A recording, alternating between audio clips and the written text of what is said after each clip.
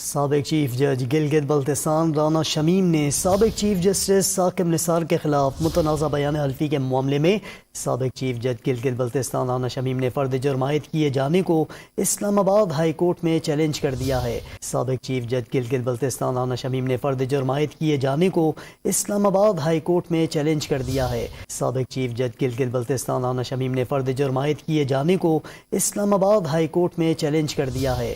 مزید جانتے ہیں ڈاٹ نیوز کے نمائندے طاہر نصیر سے۔ طاہر بتائیے گا کیا چیلنج کیا گیا ہے اور کیوں؟ جی دیکھیں، یہ سابق چیف جج گلگت بلتستان رانا شمیم کا سابق chief justice of Pakistan Saqib Nisar کے خلاف متنازع بیان حلفی کا معاملہ تھا۔ اس پر اسلام آباد ہائی کورٹ کے چیف جسٹس نے سابق چیف جج گلگت بلتستان پر رانا شمیم پر فرد جرم عائد کرنے کی تازہ ترین ویڈیوز کے لیے ہمارا یوٹیوب چینل سبسکرائب کر کے بیل آئیکن پریس کریے تاکہ آپ کو ملے ہر اپڈیٹ سب سے پہلے۔